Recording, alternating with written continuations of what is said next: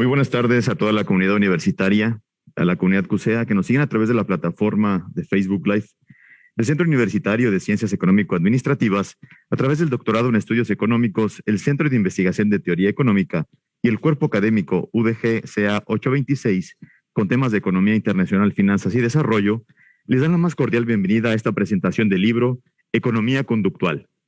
Para dar inicio formal, me permito saludar a las distinguidas personalidades que nos acompañan. Agradecemos la presencia del doctor José Miguel Torres González, que es profesor de la UAM Iztapalapa y del ITES. Agradecemos también la presencia del doctor Rafael Salvador Espinosa Ramírez, profesor investigador de la Universidad de Guadalajara en el Centro Universitario de Ciencias Económico-Administrativas. También se encuentra con nosotros la doctora Sabina Morales Rosas, quien es profesora de la ICSE Universidad. Y como moderador de este evento nos acompaña el doctor Antonio Ruiz Porras, coordinador del doctorado en Estudios Económicos. Ahora bien, dejo en el uso de la voz al doctor Antonio Ruiz Porras, coordinador del doctorado en Estudios Económicos.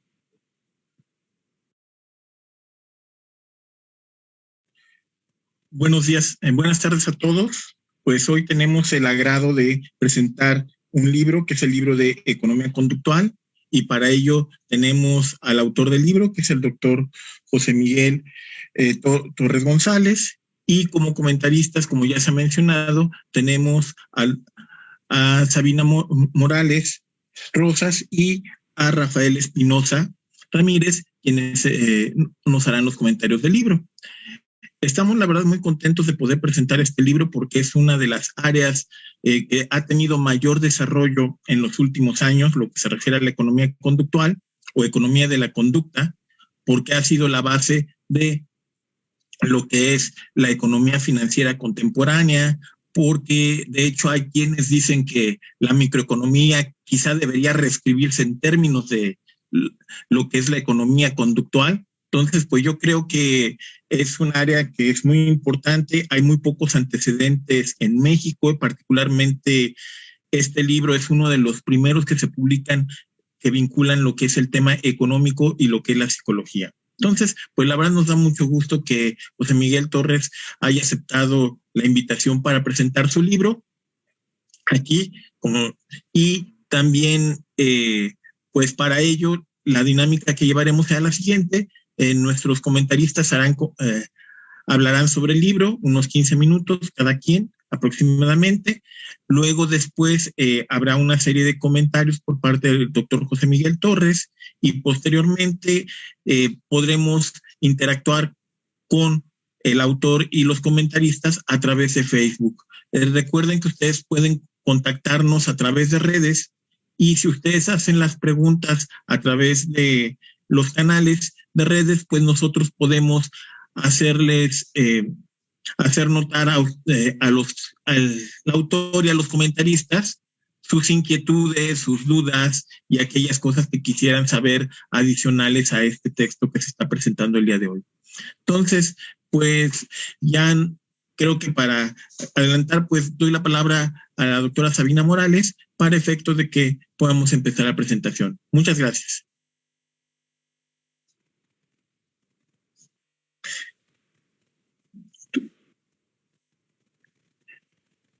Su micrófono, por favor.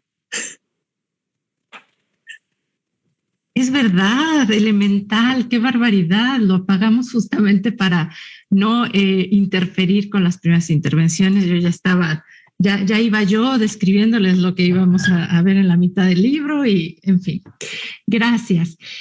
Pues sí, justamente como ya decía el doctor Antonio Ruiz Porras, no tenemos muchos textos como estos, digamos, en castellano y menos de producción mexicana, y en ese sentido, como lectora, lo agradecí porque finalmente constituye una compilación muy buena, sí con cierto fin introductorio, pero que llega a un nivel de especialización que no decepciona, y que abarca, yo creo que el estado del arte con una actualización muy buena de dónde está la discusión respecto a economía conductual, y por supuesto está enfocado a la parte más económica, y ahorita hablaré por qué me refiero a eso, siendo que estamos hablando de economía conductual. Y bueno, ya que fui a la primera, a la que le dieron la palabra, un poco para que los lectores a los que estamos invitando a que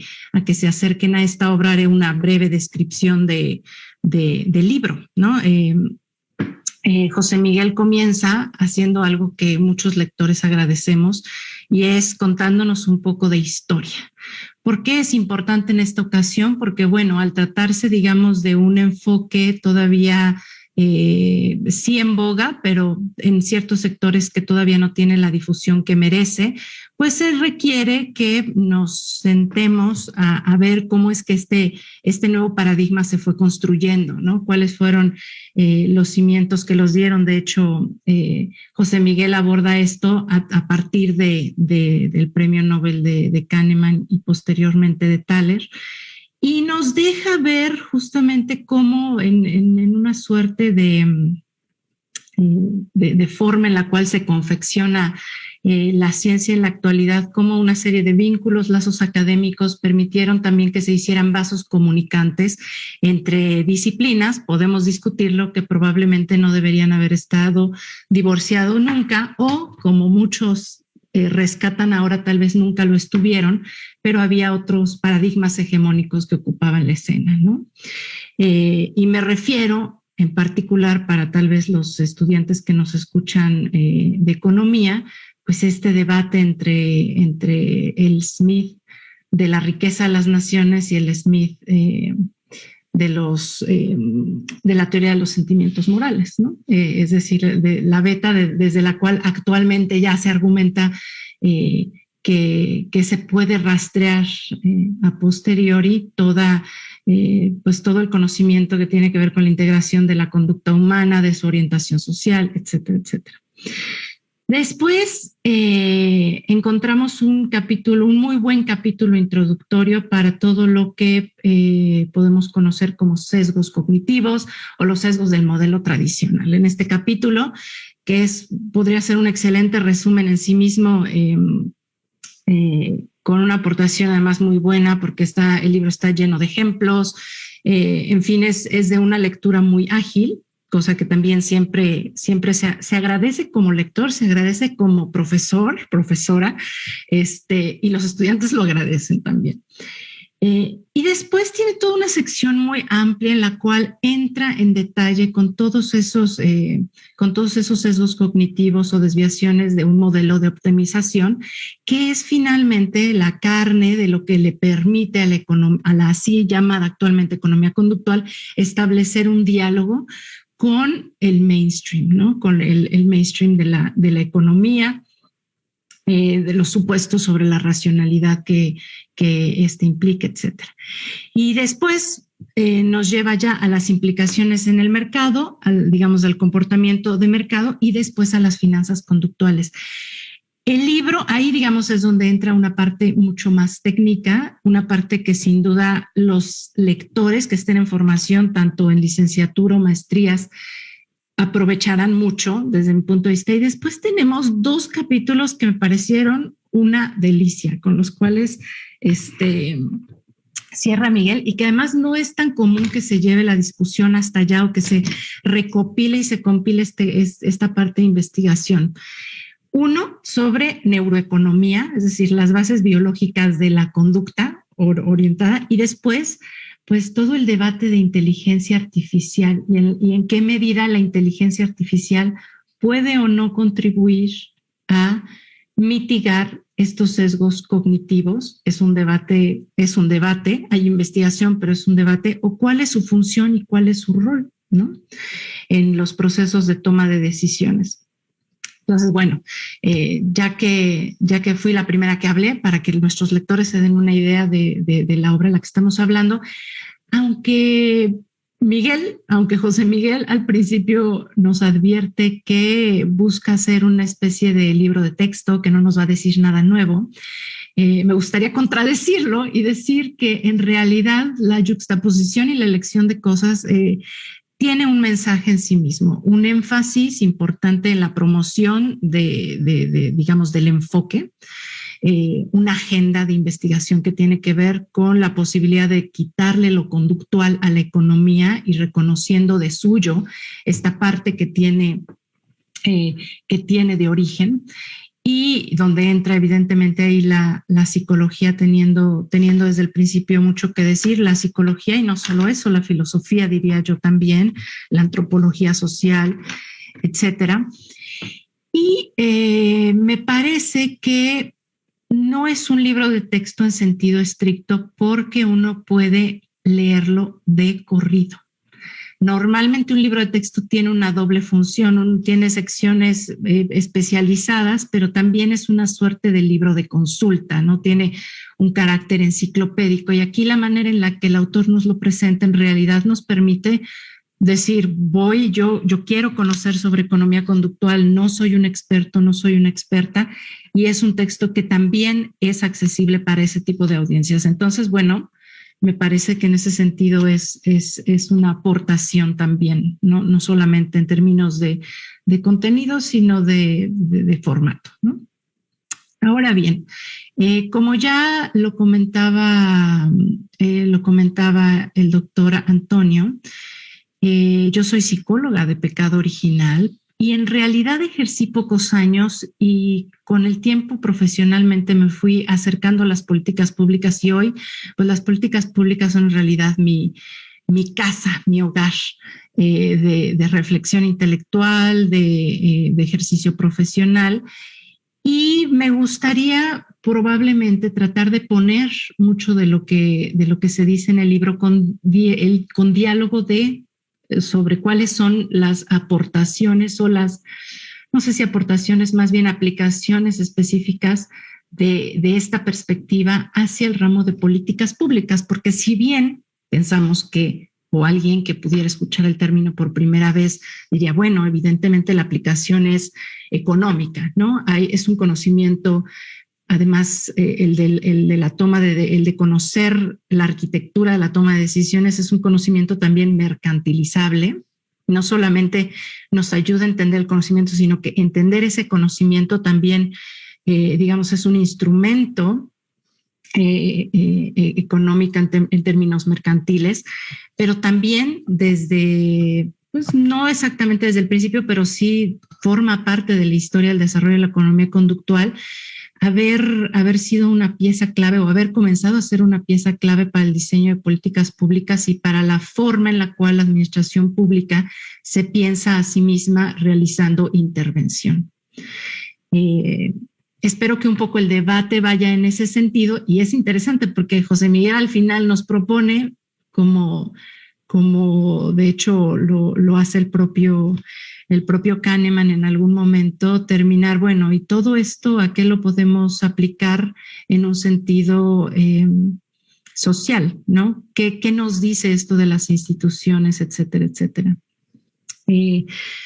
En fin, me gustaría respetar los tiempos y dejar hasta aquí mi primer comentario, un poco tratando de dar pie a posterior debate. Solo anotaría una cosa antes de pasarle la palabra a Rafael, y es que, bueno, él no me dejará mentir, él también es psicólogo, pero ahorita comenzando a conversar antes de que nos enlazáramos ya propiamente, su formación en psicología es posterior, la mía es originaria y me fui alejando y al final regreso de alguna manera por estos temas y otras actividades, es que dentro de la propia psicología hay poco conocimiento respecto a la aportación de la economía conductual, en general a la explicación, la toma de decisiones. Hay mucha más difusión en áreas probablemente de psicología social, donde de por sí ya tenían este tipo de discusiones y de donde salen muchas de las investigaciones que después aportan a esto y que no necesariamente tenían de manera explícita esa agenda de investigación en un inicio, porque además no existía como tal conformada como enfoque, pero definitivamente esto para la psicología tiene muchas implicaciones y la primera de ellas es que contribuye definitivamente a desmitificar el papel de la intuición respecto a nuestra conducta, ¿no? Y este es un tema que también los propios autores y autoras importantes del tema lo han tratado. Pero digamos, desmitifica la intuición y nos dice, bueno, esta intuición constituye un sesgo sistemático, que no por ello nos habla de una irracionalidad, sino que nos habla de las vertientes y las causantes de cómo se da esa toma de decisiones bajo incertidumbre, bajo diferentes circunstancias, que además no son casos excepcionales, suelen ocurrir en la mayoría de las ocasiones, ¿no? Es decir, casi siempre estamos tomando decisiones bajo incertidumbre, lo que pasa es que tenemos mayor o menor incertidumbre. Entonces, para la psicología es también un conocimiento, un pensamiento revolucionario, pero hay que tomarlo con un poco con cierta reserva, en el sentido de que la psicología ya tenía mucho de este acervo construido. Lo que pasa es que no había buscado aplicaciones tan precisas con consecuencias tan importantes y para los cuales la época está abierta a escuchar, ¿no? Entonces, con eso termino esta primera intervención y paso la palabra al siguiente. Okay. A ver, por favor, al doctor Rafael Espinosa, nada más le recordamos el micrófono. Listo, muy bien. Pues muchas gracias. Yo hice el camino al revés que la doctora Sabina, ¿no? O sea, primero me angustié con la matemática y después vi que algo no se ajustaba en la cabeza. Y yo recuerdo muy bien un artículo de un profesor que se llama Stephen Long, que él decía que hicieron un estudio en Estados Unidos, en las principales universidades en Estados Unidos, en los departamentos de economía de Estados Unidos, y resulta que más del 90% de los profesores en economía en Estados Unidos nunca había leído La riqueza de las naciones, ¿sí? Es una anécdota muy curiosa. Y Stephen Long, que de entrada es teólogo, decía que se le hacía muy curioso el hecho de que los economistas hayan perdido sus raíces y de hecho a su padre fundador. Es decir, toda la tradición económica de sus padres fundadores se perdieron. ¿Por qué? Porque los economistas actualmente no leemos, por ejemplo, a Adam Smith o a David Ricardo. O sea, en muy pocas universidades puede decirse que alguien lo lee. Y entre esas cosas que se pierden, justamente es lo que José Miguel nos entrega en su libro, ¿sí? Nos entrega la oportunidad de volver a esa dimensión emocional y conductual que tiene la economía. Básicamente, a mí me encantó el hecho de ver un texto que ciertamente no es un libro de texto, pero yo lo dejaría que todos lo leyeran. O sea, tienen que leerlo.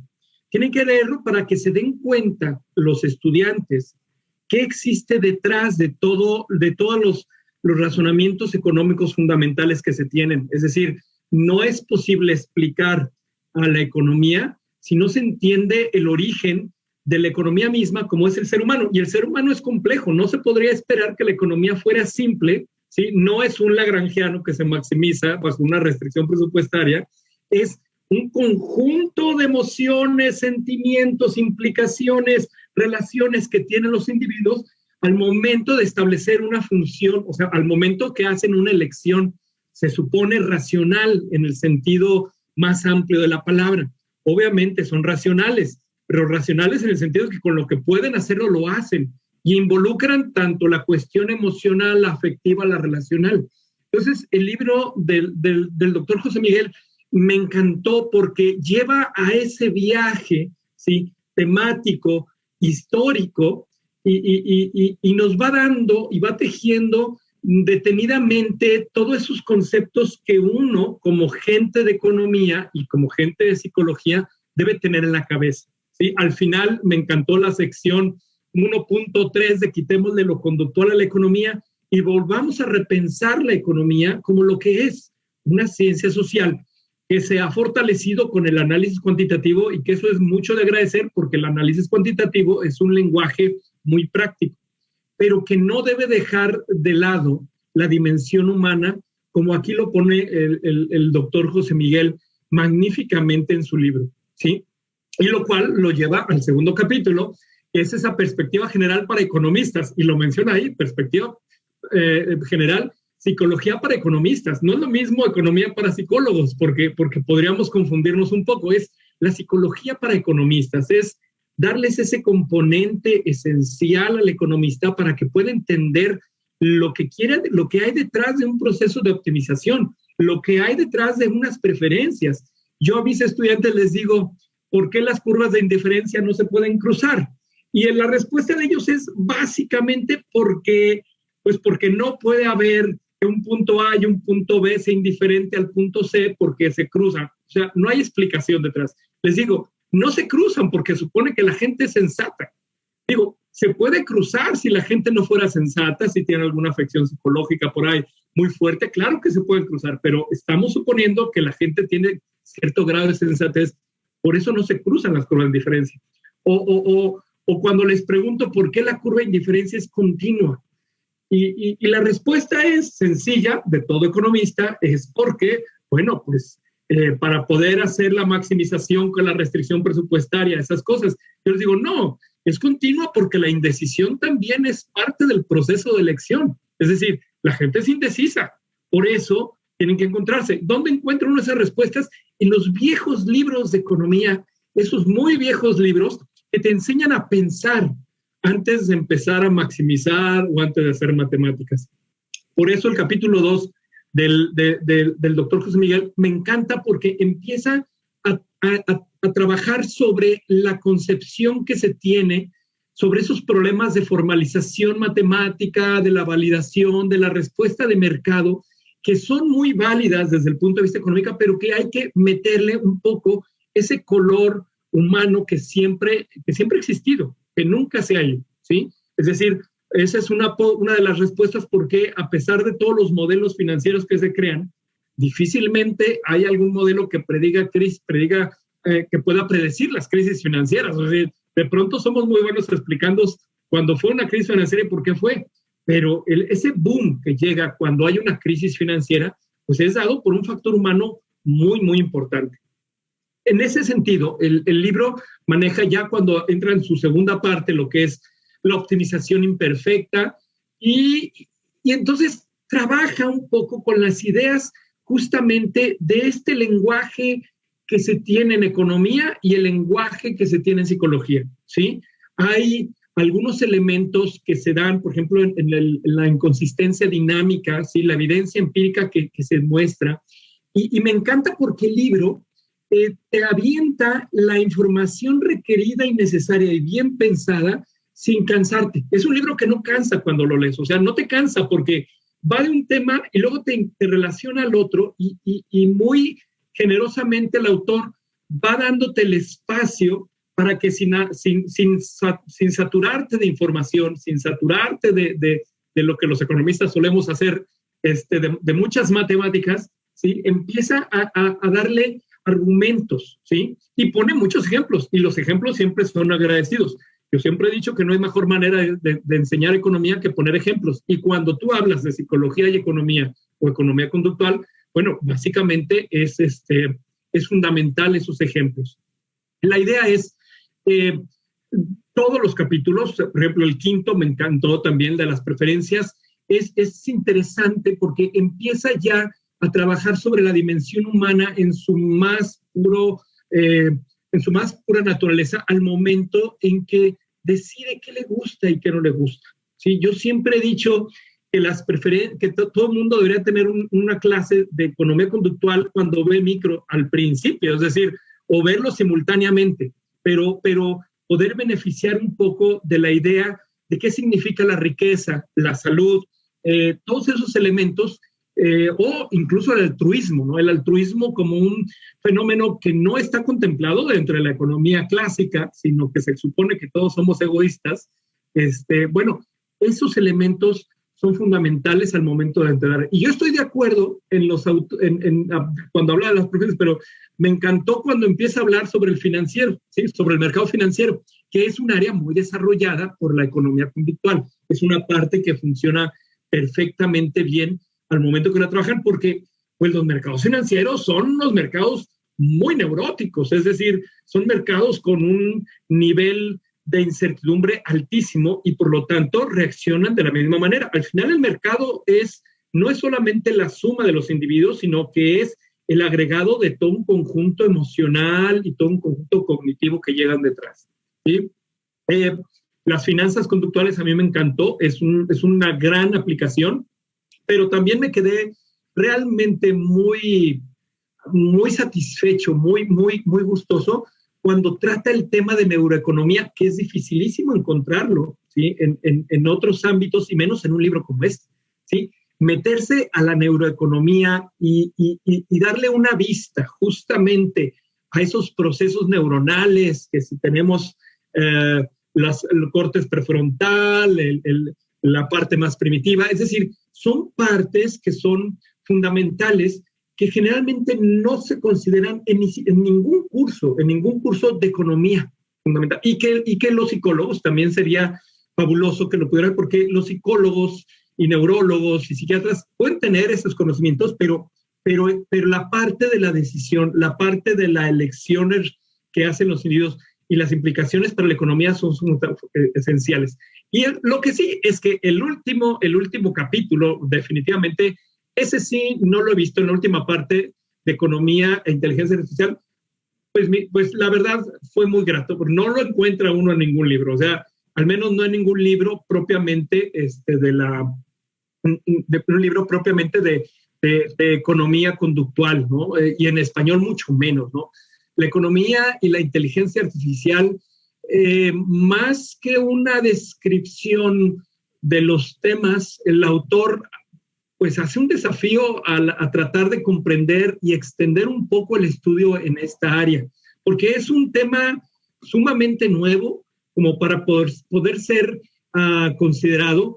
Al final, la inteligencia artificial nos lleva a un razonamiento mucho más elaborado y entonces siempre mi pregunta ha sido aquí, ¿eso no hará contraposición con los procesos de elección básico que tenga el ser humano en términos emocionales? Y aquí me lleva a la serie de Star Trek, ¿no? De Viaje a las Estrellas, ¿no? A mí me encantaba esa serie, pero me hacía una pregunta muy interesante. Los jovencitos que salían en esas series, que sabían de computadora, yo me preguntaba si sabían todo lo que había detrás. Digo, no sé cuántos años tendrían, pero seguramente una carrera no les alcanzaba por eso. Y aquí me quedo con una última anécdota, que una vez un viejo autor, viejísimo autor, famoso autor, Dominique Salvatore, que escribía libros de economía internacional de la serie Chaum, una vez que vino a la Universidad de Guadalajara, platicó una anécdota muy buena, que a él lo invitaban a los seminarios de estudiantes de doctorado en el MIT, y que una vez que lo invitaron, estaba un estudiante brillantemente explicando su trabajo de tesis, y que entonces en un momento dado él dijo que él no había avanzado más allá de este nivel porque ya no sabía cómo resolver el problema. Entonces, Salvatore, viejo profesor, levanta la mano y le dice, bueno, mira, te voy a enseñar cómo resolver tu problema. Hay un artículo, decía Salvatore, de Vixen de 1953 que ya resolvió el problema, ¿sí? Entonces, la anécdota era muy buena porque lo que dijo el estudiante es que tú iniciaste aquí y brincaste hasta acá. Es ejemplar en el manejo de matemáticas, es ejemplar en el modelos dinámicos, etcétera, pero no leíste a Vixen del 53 y no has leído a todos los que están detrás que han escrito sobre algo que tal vez ya alguien ya hizo, ¿sí? Eso es lo que a los economistas nos falta. Un buen libro como el de el doctor José Miguel y la capacidad de poder pensar, ¿sí?, más allá de simplemente los números, los modelos matemáticos o las estimaciones econométricas, ¿sí? Y el buen pensar es algo que sí tenía Adam Smith y que en este caso el doctor José Miguel nos favorece con su magnífico libro de economía conductual. Yo hasta aquí dejo mi comentario. Muchas gracias. Pues muchas gracias. Le damos la palabra al doctor José Miguel Torres, autor del libro. Adelante, Miguel. Bien, buenas tardes. Primero, agradecer la invitación de Toño a la presentación de este libro, que les adelanto todavía no está publicado. Ha habido ahí problemas técnicos asociados en no menor medida, ya se imaginarán, al tema del coronavirus. Por lo pronto les comparto lo que probablemente va a ser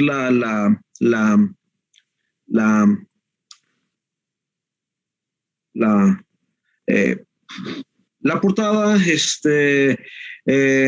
en la portada incluimos las figuras de Apolo y de Baco. Tenemos al dios ahí de los borrachos, Apolo, el dios como que de la racionalidad, y como decía Dan Brown, un novelista bastante famoso contemporáneo de Estados Unidos, estos conflictos entre Apolo y Dionisio, entre la mente y el corazón, es ancestral. Entonces no hay nada de nuevo en nuestra materia. Y bueno, esperemos que pronto el coronavirus, entre otras cosas, nos permita proseguir con la publicación del... creo que no les compartí la pantalla.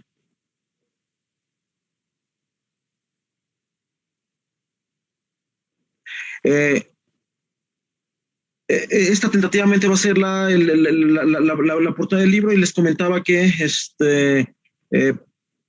parece buena idea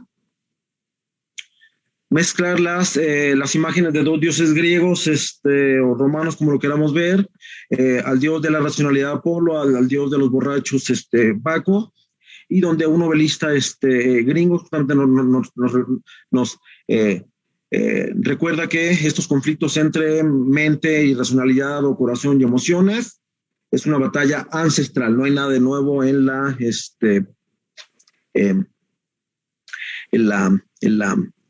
materia.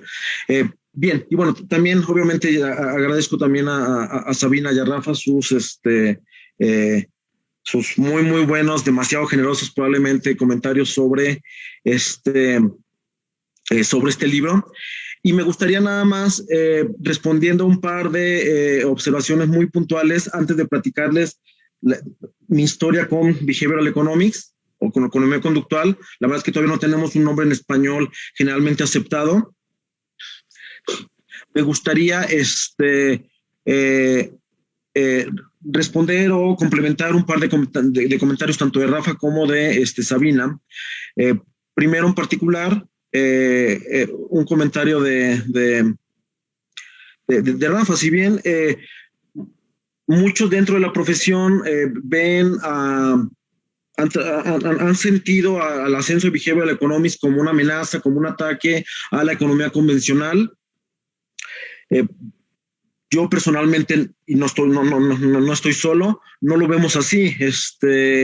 Yo lo veo más bien como un regreso de la economía a esa disciplina intuitiva y abierta de Adam Smith, simplemente reforzada con el paso del tiempo, con técnicas cuantitativas mucho más poderosas. Richard Thaler, una de las grandes figuras de la materia, él hace 5 años lo dijo: si seguimos en esta dirección de no desconocer la naturaleza del ser humano, pero tampoco regresar a ese pensamiento medio ingenuo, medio descuidado que solía caracterizar la economía hace 100 años, probablemente vamos a regresar al punto en que ya no va a ser necesario hablar de economía conductual, sino que toda la economía va a ser conductual. En la conformación de esta materia ha sido fundamental el papel de los psicólogos. De hecho, al final del día, los padres de Behavioral Economics, los principales, la verdad es que los antecedentes, nos podemos ir hasta Adam Smith, Daniel Kahneman y Amos Tversky, son psicólogos. Su anfitrión en la profesión económica fue Richard Thaler. Y Sabina justamente lo decía muy bien, de la importancia, Rafa también lo mencionaba, la importancia de trabajar de manera conjunta, psicólogos con economistas, e idealmente con sociólogos y con antropólogos.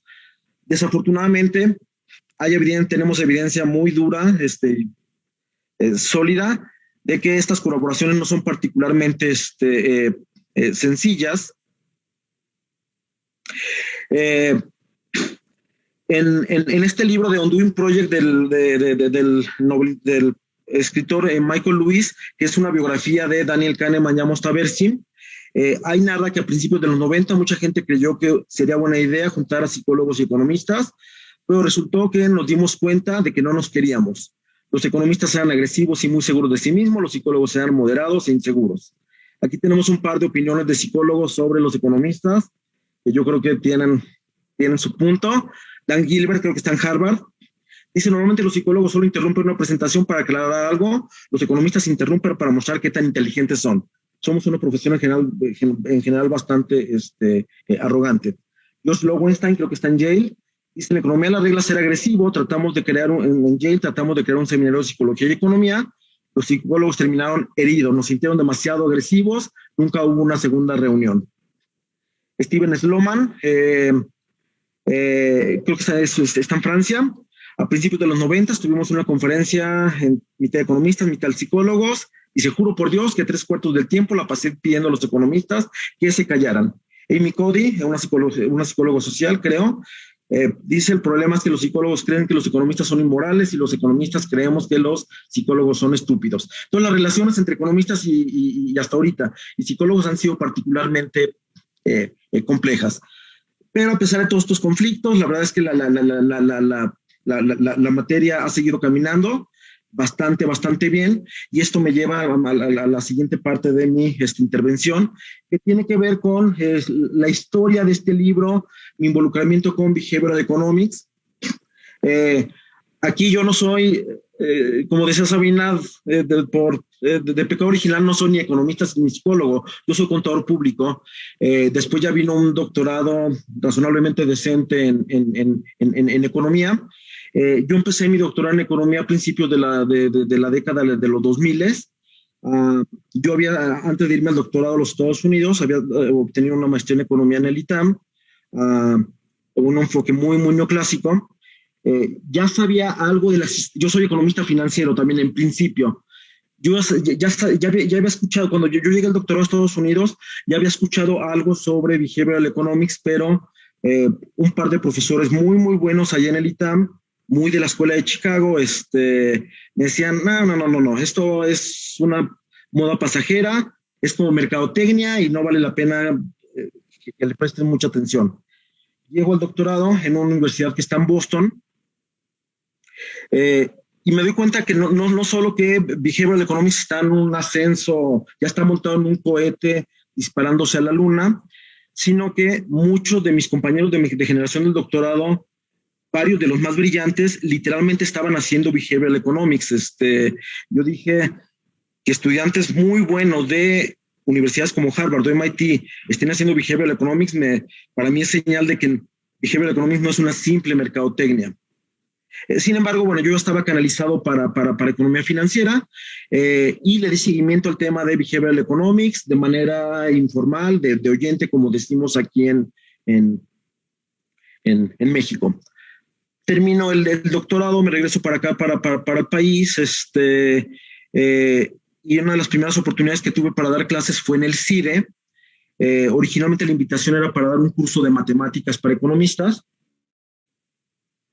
y quien me estaba invitando, literalmente de último minuto me preguntó, oye, ¿te animarías a dar un curso de Behavioral Economics? Y yo, what the fuck, no, ni es mi área, estamos a un mes de empezar clases, no lo veo. Le dije, lo que sí, si bien no es mi área, junté bastante material en mis últimos años del doctorado, entonces por material no vamos a batallar. Entonces, si no tienes inconveniente y nos ponemos a experimentar, ahora sí que déjame aprender Behavioral Economics junto con mis estudiantes. Lo único que va a ocurrir es que yo les voy a llevar una ventaja de 1 o 2 semanas, pero vamos a saber básicamente lo mismo. Para esa época, digo, estamos hablando más o menos del año 2010, todavía yo tenía una imagen muy superficial de Behavioral Economics.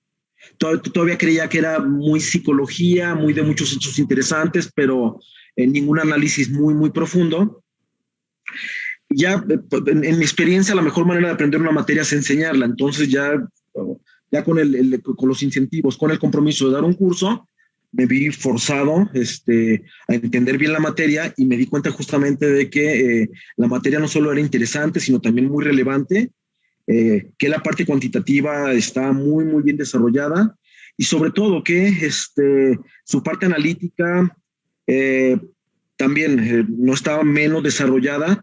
Y me ocurrió algo también muy personal, leyendo estos trabajos muy bien documentados, me empecé a dar cuenta que muchas de las limitaciones cognitivas del ser humano, para mí fue como verme en un espejo. Varios de estos errores que conocemos como sesgos en la materia, yo dije, yo cometo con mucha frecuencia este tipo de errores. Entonces, me enganchó, me apasionó la materia desde el principio. Ya leer de primera mano a gente como Kahneman, Tversky también fue una gran experiencia. Justamente la materia para fines prácticos no existe aquí en México. De hecho, hay que reconocer que incluso ahorita en Estados Unidos la materia ya es muy popular, pero sobre todo de las grandes universidades de Estados Unidos, en las universidades como de segundo o tercer grado, la verdad es que todavía no está tan difundido como están los grandes centros de investigación.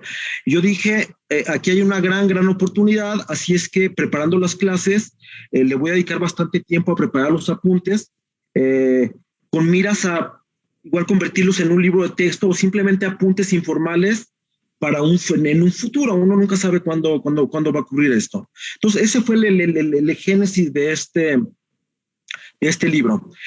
Después la vida me fue llevando por otros lugares de trabajo. Yo cambio de trabajo como cada mes. Después pasé por el Colegio de México, después pasé por el Tecnológico de Monterrey, con quienes de hecho sigo. Seguí profundizando en la materia. Por ejemplo, en el TEC de Monterrey me di cuenta de que yo estaba dando clases de finanzas a estudiantes de la maestría en administración y de la maestría en finanzas. Y resulta que, si bien son cursos de finanzas clásicas, yo la última clase suelo dedicarle a una introducción a Behavioral Economics, a Behavioral Finance en particular, y llamaba mucho la atención justamente a los estudiantes que se sentían que ya expertos en mercados financieros, donde el objetivo es ganar menos dinero y asumir menos riesgos. Y hay un juego muy famoso en economía llamado el juego del ultimátum, donde muy fácil de jugar en un salón de clase, y donde es muy fácil demostrar que en el fondo no parece ser que ni los financieros, estos estudiantes de finanzas, en el fondo traten de minimizar riesgos y maximizar sus ganancias. Y eso suele generarles ahí unos problemas cognitivos bastante serios. Y por esa razón, Behavioral Finance, dentro de mis cursos del TEC, siguieron ganando bastante espacio. Bien, andaba en esto cuando hace 2 años, a finales de 2018, se me acerca gente de la Universidad Autónoma Metropolitana. Andan en el proceso, yo soy parte, por lo menos como invitado de esa institución, de renovar su licenciatura en economía. Tengo una entrevista pláticas con los directivos del Departamento de Economía. Y ya les digo, si buscan una licenciatura en la economía moderna, para mí no hay duda de por dónde moverse.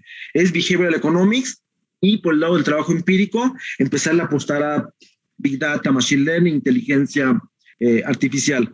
Y bueno, con esta colaboración, con esta invitación, vino justamente la propuesta de eventualmente publicar estos apuntes, publicarlos como libro. El plan original había sido publicar el libro a mediados del año pasado, a mediados del 2020, para poder dar un curso presencial de Behavioral Economics, ya basado totalmente en el libro. Y bueno, el resto es historia. El coronavirus no nos pidió permiso a nadie y bueno, está todo medio detenido, lo que es en sí la publicación. También me ocurrió que a finales de 2019, en Behavioral Economics, hemos hecho un gran trabajo para documentar justamente los sesgos cognitivos, los errores en la cognición humana. Y luego viene una pregunta bien importante y que está relacionada con el enfoque de esta Sabina. Ok, ya sabemos que los seres humanos de manera sistemática nos equivocamos de esta manera. ¿Y ahora qué implicaciones tiene? ¿Qué podemos hacer para tratar de combatir, de enfrentar estos errores que aparentemente se originan en el fondo de la mente humana? Yo ocurrió un accidente bien afortunado para mí. Tengo vínculos muy cercanos con el MIT.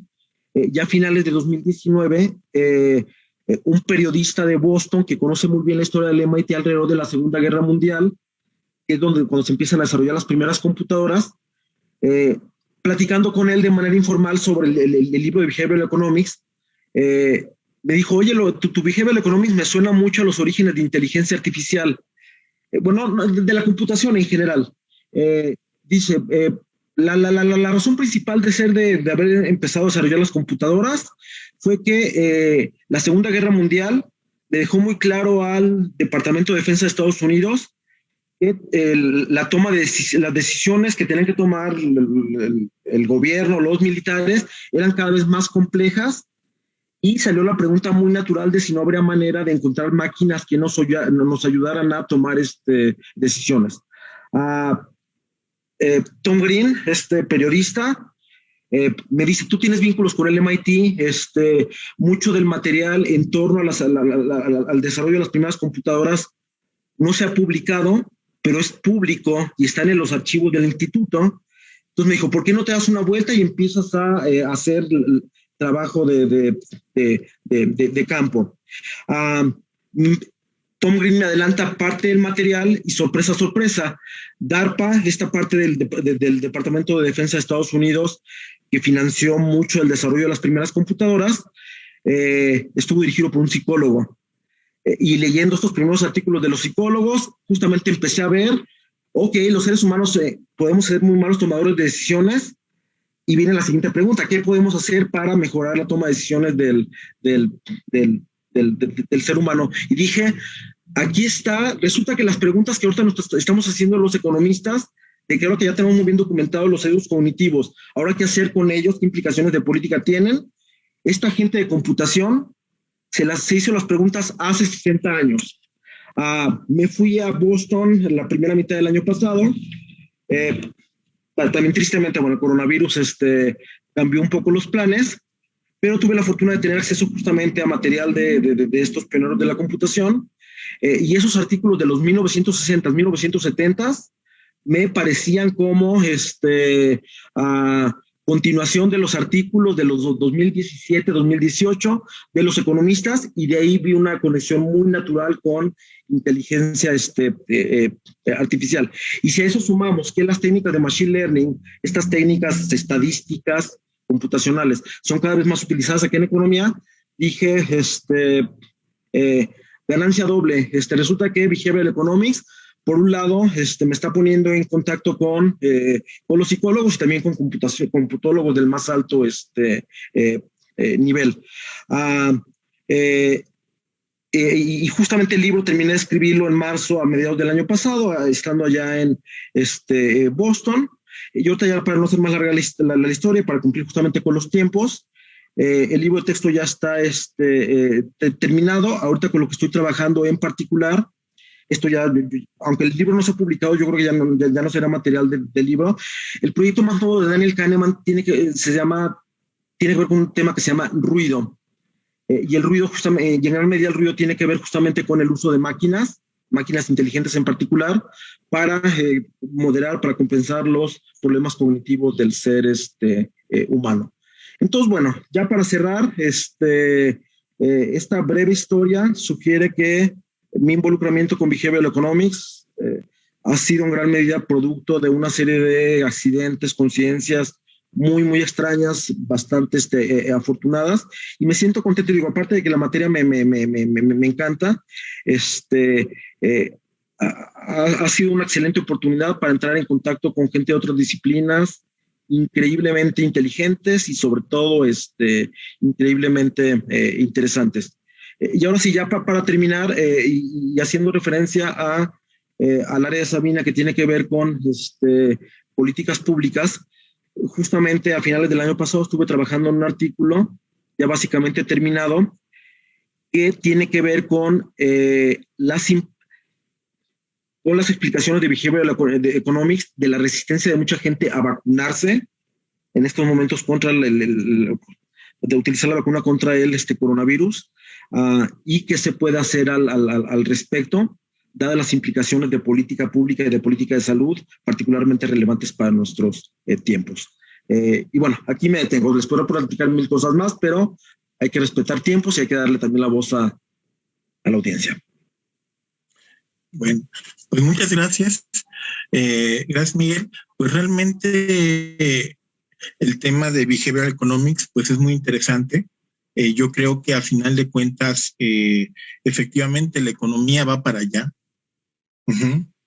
Y lo digo yo, que curiosamente la gente me ubica como econometrista, pero en realidad yo empecé haciendo un doctorado en economía teórica y además micro, para explicar la conducta de los bancos y de agentes financieros, ¿no? Entonces, digo, curiosamente la vida me sacó de ese tramo de la micro y me llevó a la econometría aplicada además, ¿no? Cuando yo soñé que iba a hacer eso, pero bueno, ocurre. Bueno, pues entonces ya agradeciendo su participación, ahorita agradeceré, mi asistente está tratando de entrar por ahí, si le pueden dar acceso, porque ella es quien nos está llevando las preguntas. Aquí agradecemos a nuestro equipo técnico que nos apoye con eso. Es Carolina Saavedra, ¿sí? Porque me dice que no ha podido entrar, ¿sí? Pero bueno, mientras le dan el acceso, pues nada más quiero hacer aquí algunos comentarios. Realmente creo que el tema de economía y conducta pues es algo muy, muy relevante que nosotros tenemos. Adicionalmente, en México no hay muchos estudios y sin lugar a dudas el hecho de que podamos empezar a platicar sobre este tipo de temas contemporáneos, pues es interesante, pero también es importante por sus implicaciones en materia de políticas públicas, en materia de crimen, que también hay algunas implicaciones, en materia de mercados financieros, ¿sí? Entonces, pues mientras esperemos que nos den el acceso, no sé si pudieran hacernos ahí algún comentario, Sabina, Rafael, sobre esto. Ajá, sobre algunas aplicaciones potenciales de la economía y conducta hacia lo que son algunos fenómenos sociales contemporáneos. Sí, claro. Tal vez podría yo decir algo al respecto y aprovechando para vincular la forma en la que José Miguel nos platicó el proceso del libro. Yo en realidad, les voy a ser sincera, la primera vez que escuché sobre economía conductual, y escuché muy poco la primera vez que lo hice, dije, no, perdón, a ver, espérenme tantito, no entiendo por qué aquí hay dos personas que ganaron Premio Nobel de Economía. Este tipo de cosas, pues las sabemos todos los psicólogos, pensé en ese momento, ¿no? Pues ahorita suena como una total pedantería, me refería a la generalidad. Yo decía, ¿qué hubo en este conocimiento o en este planteamiento que fue novedoso y que llevó a la conformación de premios Nobel, ¿no? Y bueno, lo digo como una, tal vez una forma de ver el impacto que está causando en reacción en cadena, como un poco lo está describiendo José Miguel. Yo pensé, ¿qué es lo nuevo? Si, por ejemplo, como José Miguel acaba de decir, procesamiento humano de la información es lo que uno ve en su clase de psicología educativa en la sesión número 1, un poco para decir, bueno, sí, de ahí se derivan todas las cuestiones computacionales mucho tiempo después del cognoscitivismo, pero no, mejor vamos a ver constructivismo, no sé qué, o cómo el constructivismo tiró al conductismo, y digamos, como la psicología está también en una especie de autoconsumo de cierta información, ahora siendo yo crítica con los míos, y efectivamente no está tocando piedra de toque con aplicaciones que van más allá de lo terapéutico, que es lo que por automatismo el psicólogo suele pensar y que además sería interesante, no conozco si lo hay, pero existen incluso para las terapias cognitivo-conductuales aplicaciones de este conocimiento ya pensado en la toma de decisiones, ¿no? Este conocimiento de la psicología ya lo tenía, no así en ese formato, no con esos modelos, no hablando el lenguaje de la economía, que es, bueno, uno de los lenguajes en los cuales se habla actualmente y cómo está configurado nuestro mundo. Y ese es, digamos, el vínculo y el clic que hace que esto tenga un efecto exponencial. Ahora, en términos de políticas públicas es muy interesante porque ¿qué es lo que nos dice? Y ahí está este concepto que tal vez varios de los que nos escuchan conocen, que es el concepto de notch, ese pequeño empujón, esa intervención muy puntual, a veces que puede parecernos casi insignificante, pero que reconfigura y que hace, como llaman ellos, una nueva arquitectura de las decisiones. Y si uno lo piensa bien, bueno, ese insight lo teníamos ya desde la Gestalt, lo teníamos ya desde teorías de mucho tiempo atrás, pero no se había contextualizado para ese campo. Entonces, ejemplos en términos de políticas públicas hay muchos. Casi todos son intervenciones muy puntuales, a veces tienen que ver con la señalética, a veces tienen que ver con el orden de presentación de las opciones para una persona, a veces tienen que ver simplemente con hacer ciertos marcadores en el espacio para que el espacio público se reconfigure. En términos de seguridad tenemos muchos ejemplos que además fueron diseñados antes de que se hablara de economía conductual, ¿no? Y uno de los ejemplos más simplones que podemos tener, pero con mayores efectos, son las cebras que se pintan para cruzar la calle, ¿no? Cosas de intervención del espacio público más elaboradas las tenemos, no sé, se me ocurre ahorita el ejemplo del gobierno local de Antanas Mockus en Colombia en su momento, ¿no? Que empezó a combatir el crimen con mimos en la calle, cosas que normalmente para los que piensan en una clave conductista de políticas públicas de castigo, reforzamiento, digamos, conducta operante, que está orientada, pues obviamente no funcionan. O por ejemplo, cierto tipo de mensajes, son los ejemplos clásicos, ¿no?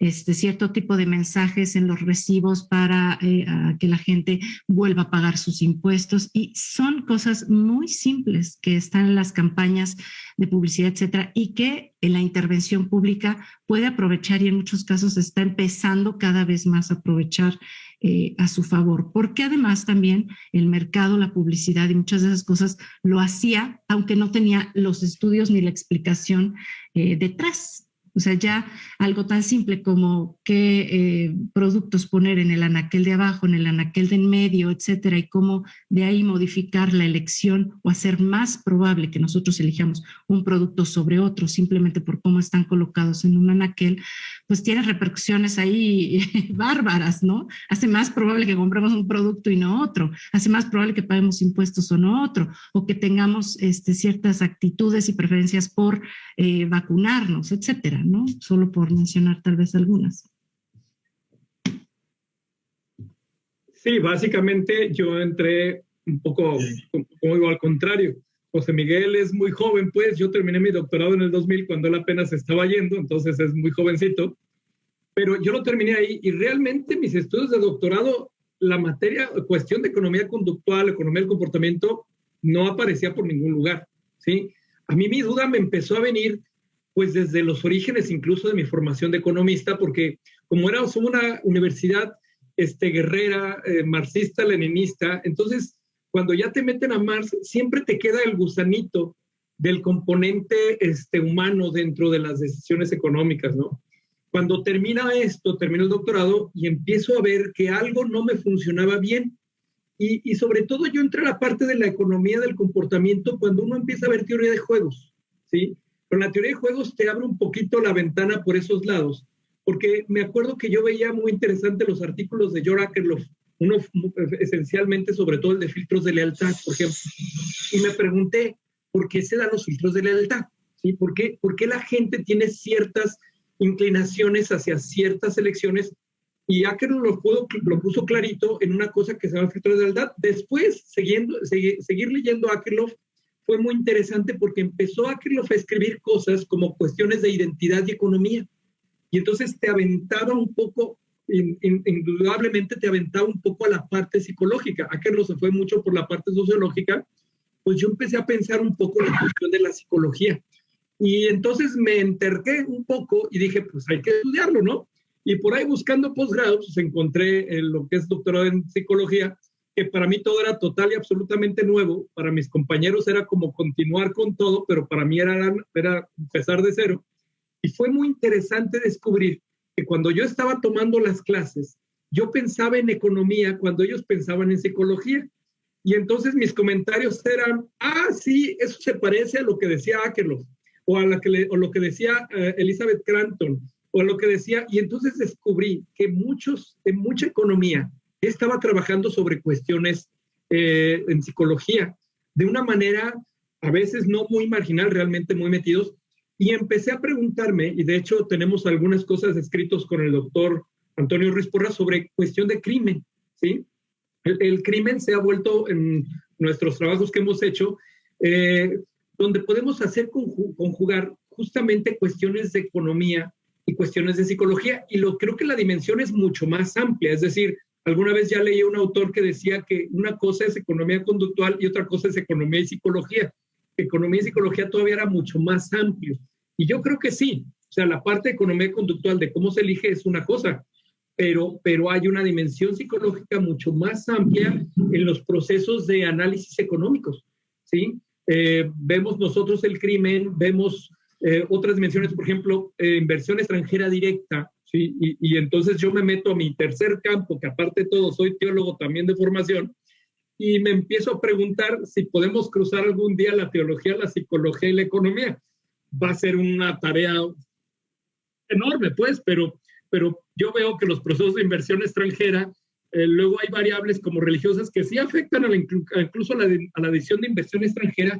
¿Cómo conjugar esas cosas? O sea, es una cosa muy desafiante. Seguramente no inventaré nada nuevo y seguramente ya estarán muchas cosas dichas, pero ha sido totalmente un desafío que estoy tomando realmente con mucha ignorancia en muchos sentidos. O sea, la verdad es que puedo ser muy ignorante en cuestiones de psicología, muy ignorante en cuestión de economía y de teología también, pero estamos acercándonos. Vamos a ver qué más se puede hacer con esto.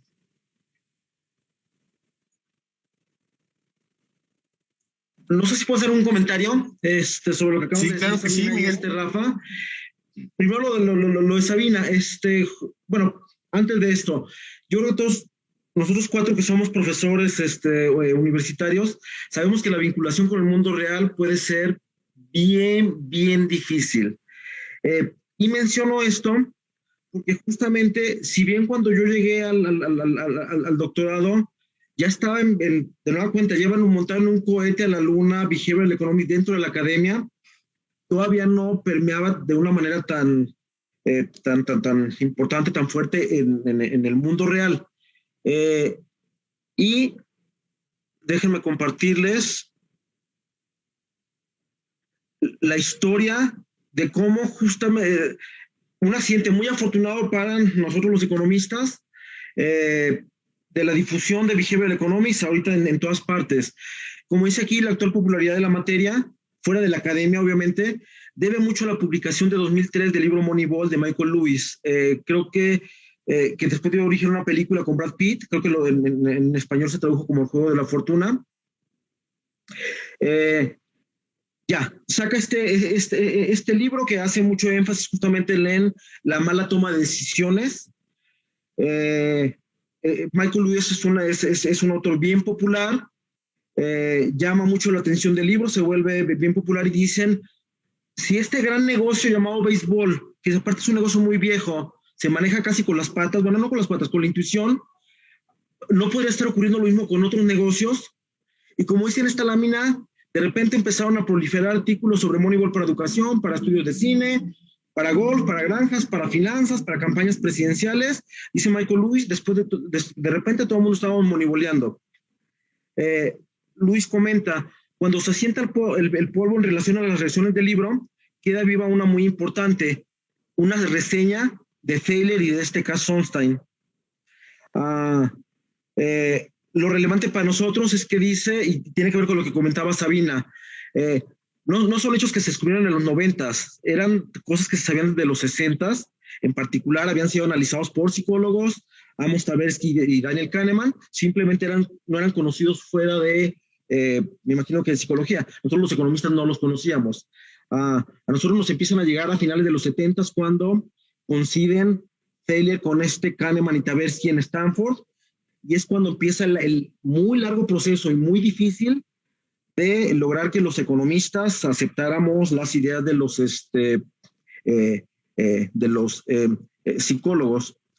En otras palabras, Este libro no era original, era solo un ejemplo de ideas que habían estado circulando en la academia por décadas, pero no raro, de muchas ideas académicas, simplemente totalmente desconocidas. Así es que, sí, digo, creo que así se construye la ciencia y muchas de las disciplinas son serie de accidentes, son producto de accidentes, punto. Y ya. Excelente. Gracias. Bueno, aquí ya nos empezaron a llegar preguntas del público aprovechando. La primera es que para cuándo estará el libro publicado y si eventualmente se podrá conseguir de manera digital el libro. Sí, bueno, creo que esa pregunta me toca a mí. Andamos justamente ahí tratando de revivir de reacelerar el proyecto de la publicación. De nueva cuenta, idealmente nos hubiera gustado haberlo publicado a mediados del año pasado. La verdad es que ahorita no hay fecha, pero contestando la segunda parte de la pregunta, déjenme compartirles de nuevo mi pantalla. Cualquiera que esté interesado, no tengo ningún problema en compartirles una copia del borrador del PDF. Aquí está mi dirección de email, escríbanme y con gusto les envío una copia. Y that's it.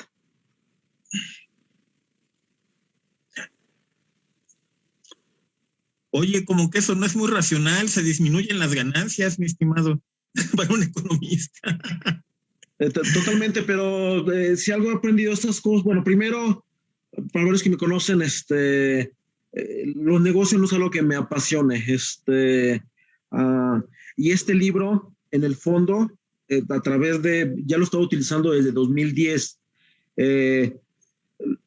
Todos los semestres, cada que doy clases, comparto todo el documento con mis estudiantes, pues ya está circulando. Puede ser no racional, creo, para un economista convencional, pero creo que no soy. Pero en la economía del conocimiento circular tiene paga.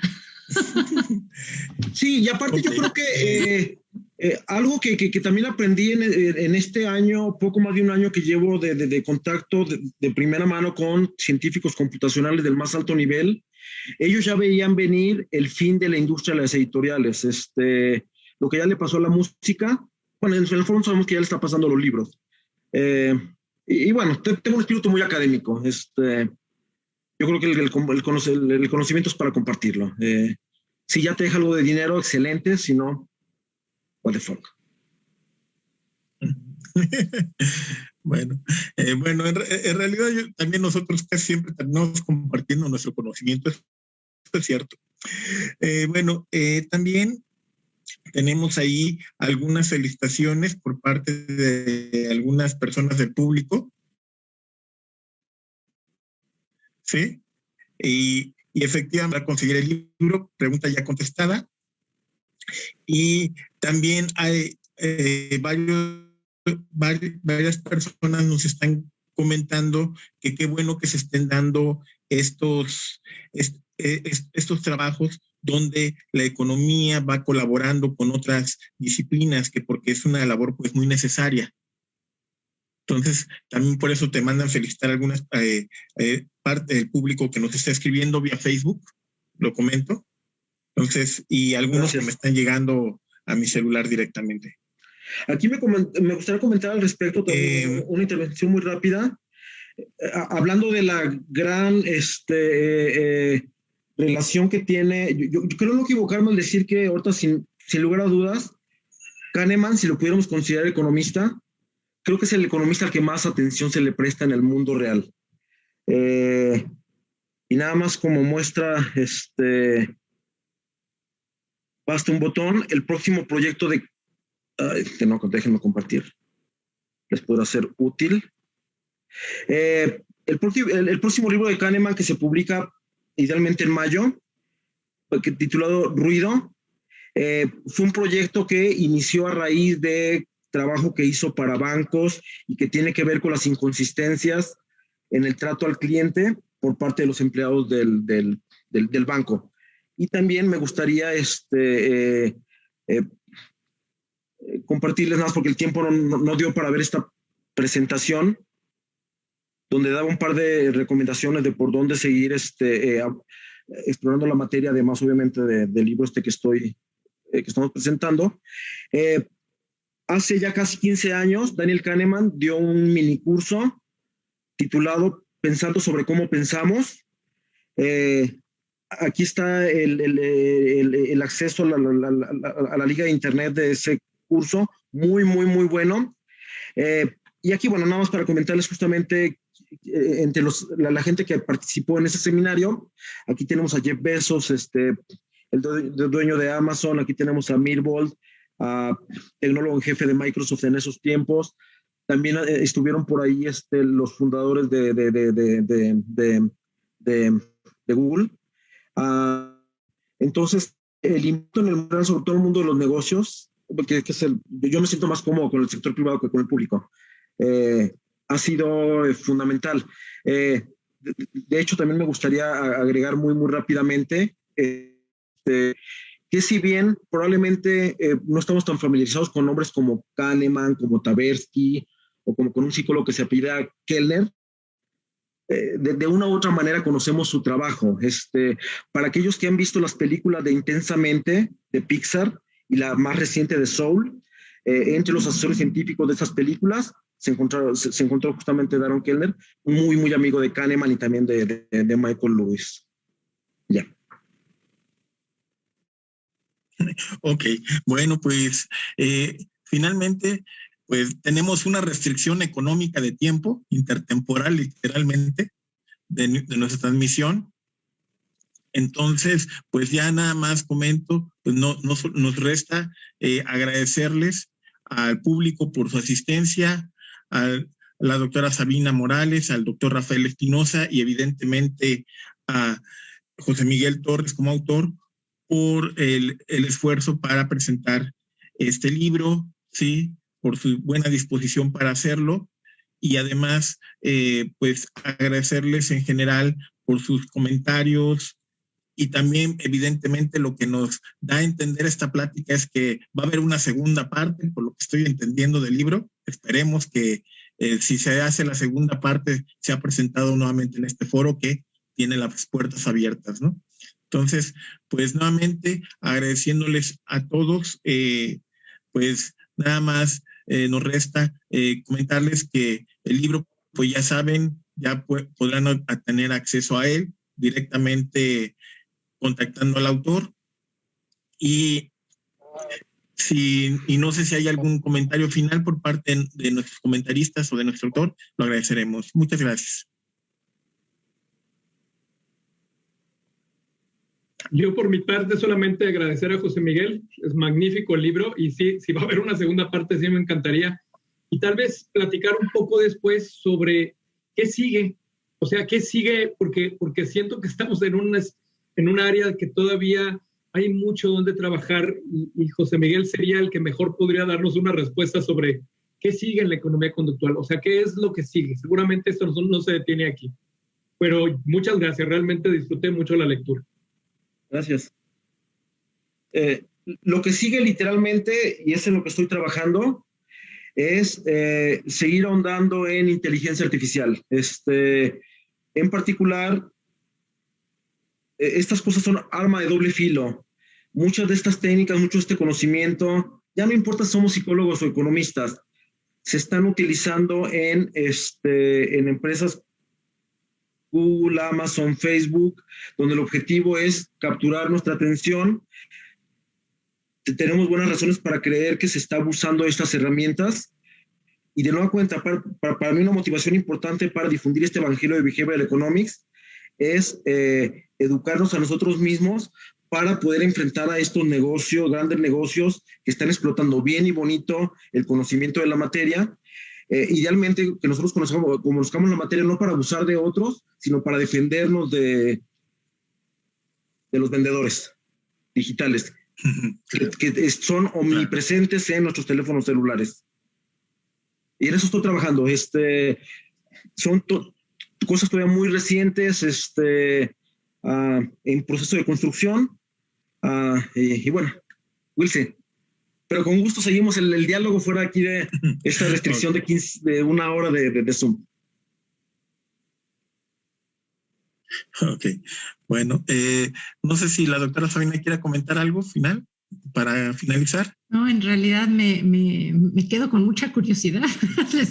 Seguiremos la pista de José Miguel en esa parte. Digo, ya hablar de inteligencia artificial en esos términos, pues ya nos abre incluso a una agenda política, ¿no? Y nos, por supuesto que nos coloca. Tal vez me gustaría cerrar con una reflexión. El libro de Sunstein y Thaler comienza, digamos, algo que está en la segunda página, es aquello sobre el dilema ético, ¿no? Es decir, el cuestionamiento ético que se le ha hecho a esta perspectiva, diciendo, no, pero entonces estás usando este conocimiento para manipular, ¿no? Yo cuando lo leí dije, claro, es de las primeras cosas que uno escucha como psicólogo, ¿no? El riesgo del psicólogo que quiere manipular tu mente, ¿no?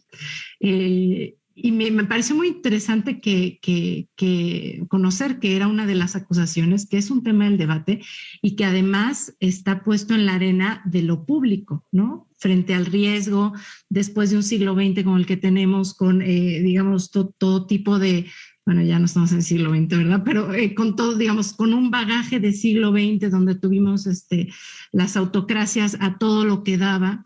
Entonces, por supuesto que el riesgo del Estado intromisor, etcétera, está puesto en el debate, pero tenemos que poner en el debate también el uso que están haciendo las compañías de eso. Está también en el debate, pero es interesante que se le acuse a la esfera pública como de aquí tenemos dilema ético, pero bueno, el dilema ético lo tenemos también en la esfera privada y más bien constituye y está los dos. Y sí hay que ponerlo sobre la mesa, pero hay que ponerlo sobre la mesa para ambas partes porque es un problema de la época, ¿no? Definitivamente.